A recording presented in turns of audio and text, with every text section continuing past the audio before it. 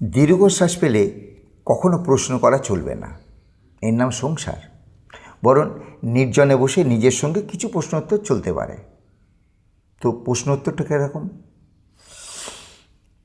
কেন জন্মালো? ভুগে ভুগে জেরবার হয়ে মরার জন্যে, যাকে বলে টেঁসে যাওয়া। প্রেম কাকে বলে? নারী জাতির ক্লিং ল্যাংকে বলে প্রেম। নারীকে যাবতীয় ছলনার প্রতিমূর্তি। সংসারে কে ঢোকায়? রমণীয় রমণী। তারপর কি করে? গাছে তুলে দিয়ে মই কেড়ে নেয়। স্ত্রী স্বরূপ কি? সবসময় তটস্থ করে রাখা। সংসার কাকে বলে? এক ধরনের মধুর আগুন, পিছনে উত্তপ্ত চাটু, মাথায় আইস ব্যাগ। সংসার কীরকম ফল? শ্রীফল। সংসারে কীরকম জীব? কাকের মতো কর্কশ, জ্ঞানী বুদ্ধ। সারা জীবন বেল ঠোকরায় আর কাককে উদ্দেশ্য করে জ্ঞানের গুলতি ছোড়ে। বেল পাকলে কাকের কি?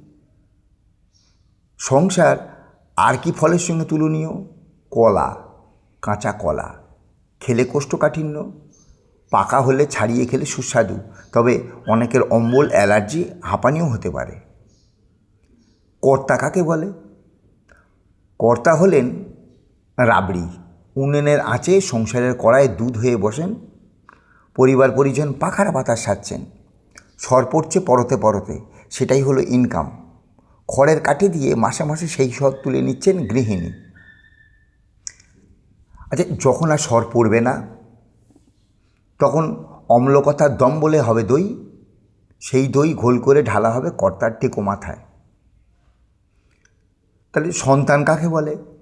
প্রথমটায় বাপের কাঁধে বন্দুক রেখে ফায়ার করে, তারপর শ্বশুর বাপ, আর কাঁধে বন্দুক রেখে রিয়েল বাপকে ফায়ার করে। বাপের কয় জাত? ছেলের বাপ আর মেয়ের বাপ, শ্বশুরের বাপ আর জন্মদাতা বাপ। ছেলের কাছে কি পাওনা? শেষ বয়সে ঝাড়। তো মেয়ের কাছেই বা পাওনাটা কি? প্রেম করে কলা দেখিয়ে পটলা নিয়ে কাট। স্ত্রীর কাছে কি পাওনা? বিশেষণের মালা, শ্রেষ্ঠবাদী বুড়ো ভাম, মরেও না। তাহলে সত্যটা কি? বল হরি হরি বল, পথে ছড়ানো কিছু খই।